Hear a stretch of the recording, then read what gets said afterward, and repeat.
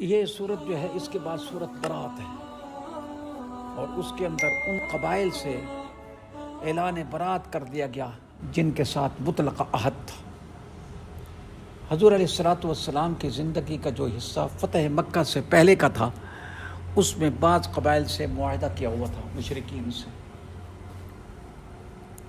فتح مکہ جب ہو گیا تو اس کے بعد اعلان برات کر دیا گیا۔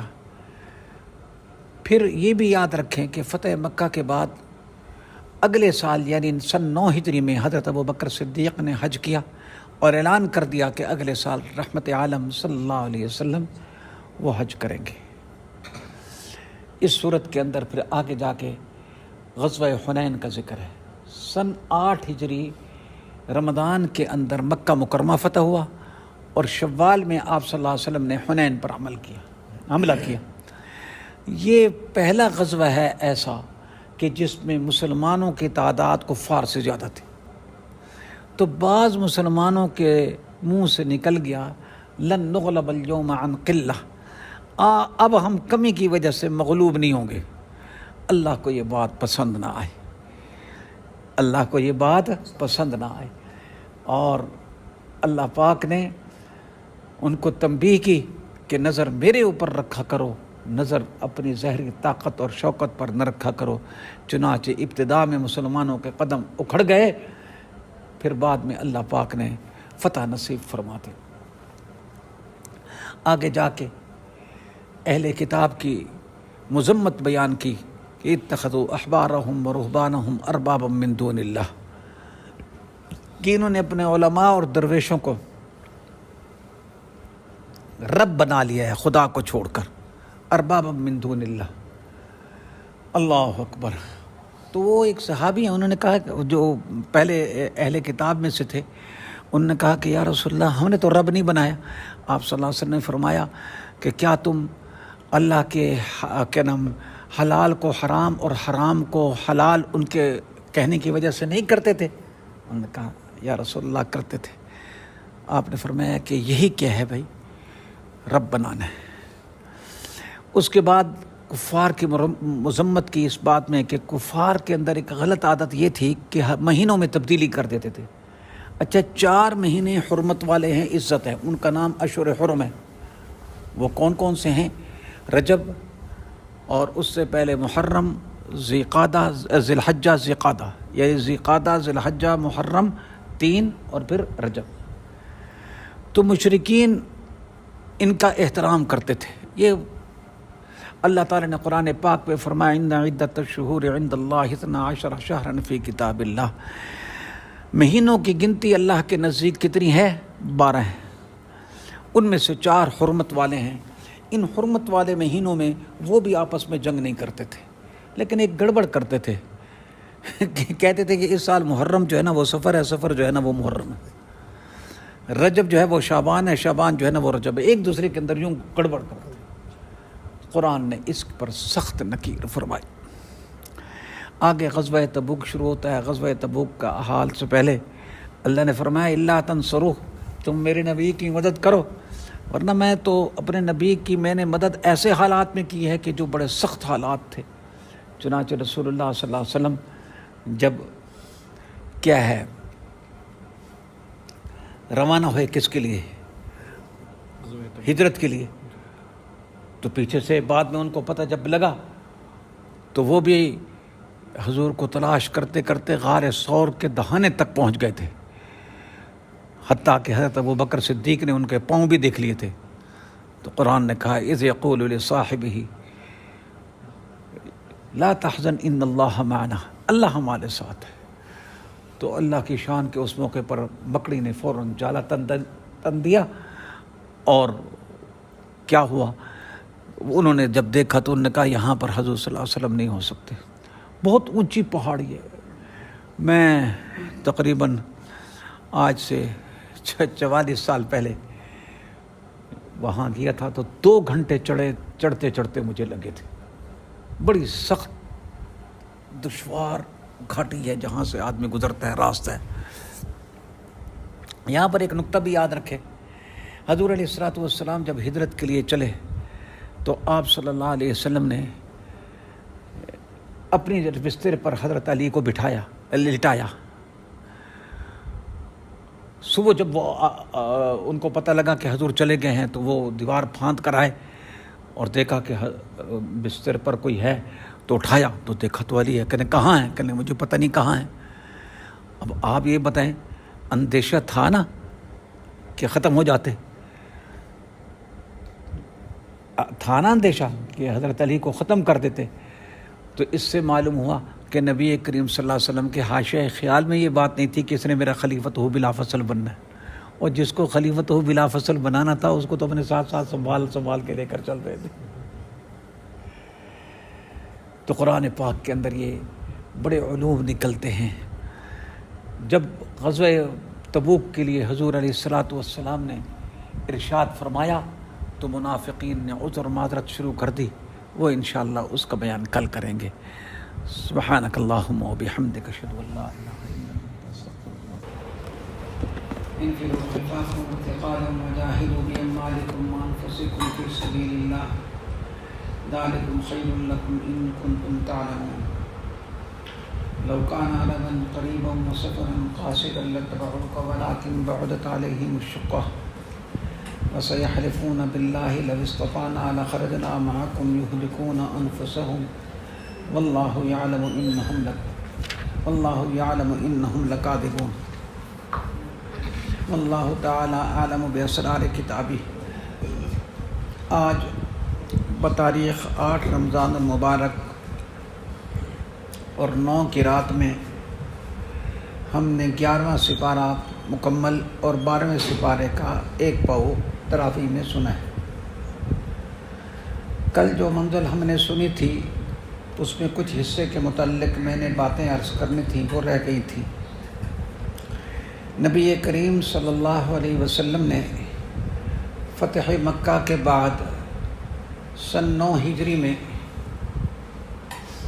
غزوہ تبوک کی طرف سفر کا ارادہ فرمایا، جس کو غزوہ تبوک کہا جاتا ہے، اور اس وقت کا جو ہرقل بادشاہ تھا اس کے خلاف گویا کہ لشکر کشی کرنی تھی۔ یہ جنگ سخت گرمی کے زمانے میں تھی۔ آپ صلی اللہ علیہ وسلم نے صراحت سے فرما دیا تھا کہ تبوک کی طرف چلنا ہے تاکہ لوگ تیاری کر لیں۔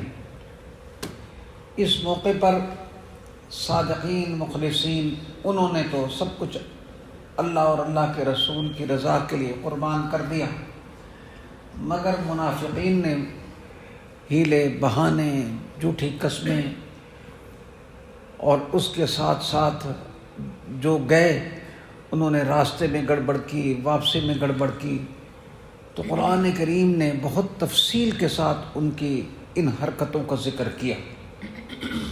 آپ صلی اللہ علیہ وسلم جب غزوے سے واپس آئے، اور آپ کا معمول تھا کہ جب تشریف لاتے تو پہلے مسجد میں جاتے، تو جب مسجد میں تشریف لائے واپسی پر، تو اس موقع پر بہت سے منافقین آ گئے، جھوٹی قسمیں کھانے لگے۔ تو قرآن کریم نے فرمایا حضور علیہ السلام کو عفا اللہ عنک، اللہ نے آپ کو معاف تو کر دیا، لما اذنت لہم، آپ نے ان کو کیوں اجازت دے دی؟ آپ کو انہیں اجازت نہیں دینی تھی۔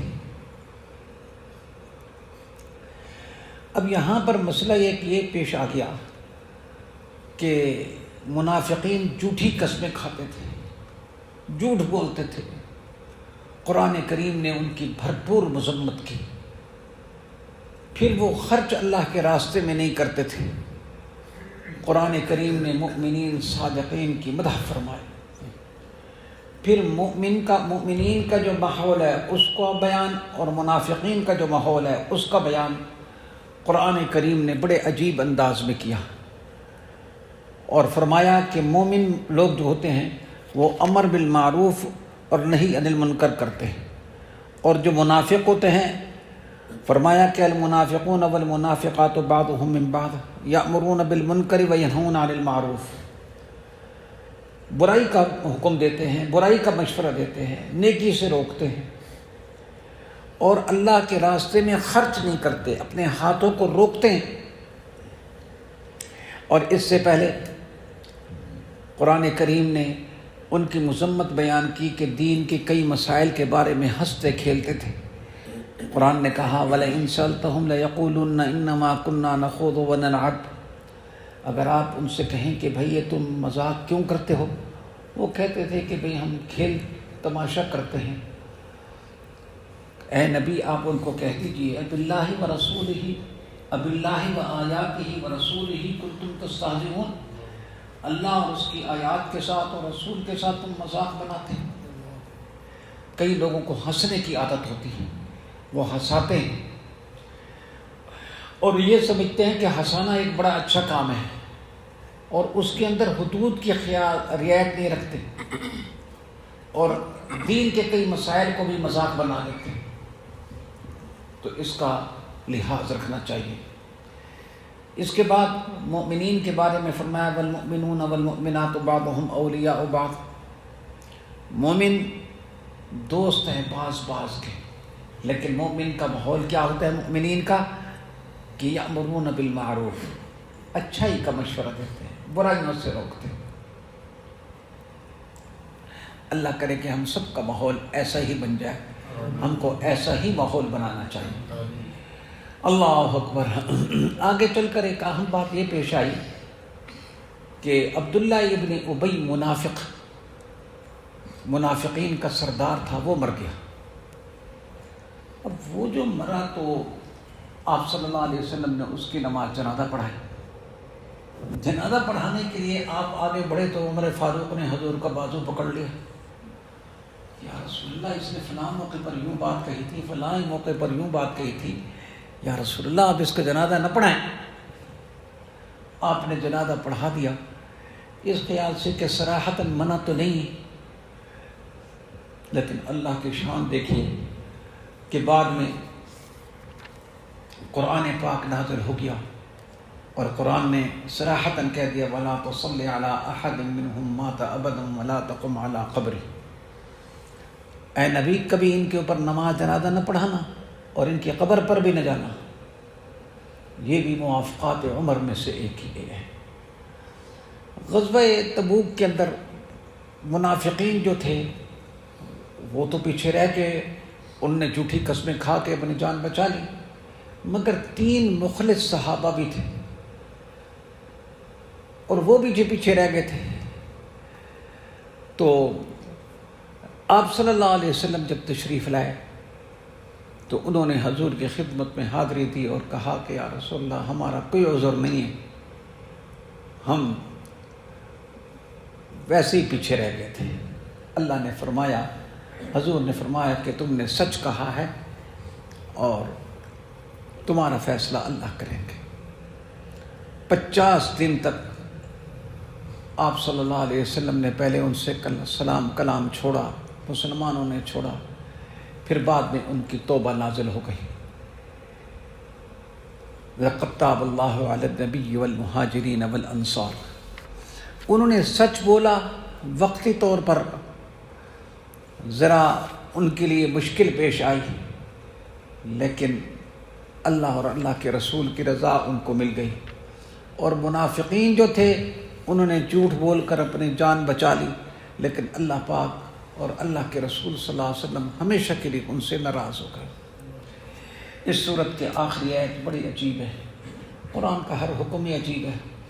فرمایا لَقَدْ جَاءَكُمْ رَسُولٌ مِّنْ أَنفُسِكُمْ، بے شک آئے ہیں تمہارے پاس رسول تم ہی میں سے۔ یہ انسانیت کا شرف ہے کہ رسول اللہ صلی اللہ علیہ وسلم انسانوں میں آئے۔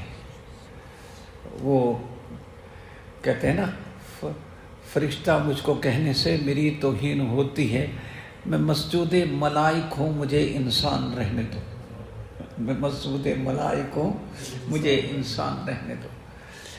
بہرحال یہ ایک دوسرا مسئلہ چل جائے گا، میں مختصر طور پر عرض کر رہا ہوں۔ فرمایا لَقَدْ جَاءَكُمْ رَسُولٌ مِّنْ أَنفُسِكُمْ۔ اب حضور علیہ الصلوۃ والسلام کی شان رحمت کیا ہے؟ عزیز علیہ ما عنتم،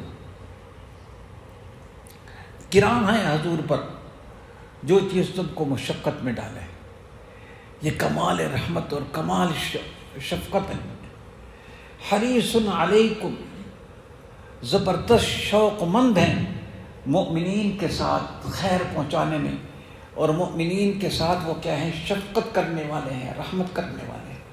کیونکہ پیچھے جو صورت تھی نا اصل میں اس کے اندر جلال کا مضمون تھا، تو فرمایا کہ اللہ کے نبی تمہارے لیے شفقت ہے، سراپا رحمت ہے، ان کی قدر کرو۔ اور اگر وہ اعراض کریں تو اے نبی تو کہہ رہے حسبی اللہ لا الہ الا ہو علیہ توکلت وہو رب العرش العظیم، میں اسی اللہ کے اوپر بھروسہ کرتا ہوں جو بڑا ہے، بڑے عرش والا ہے۔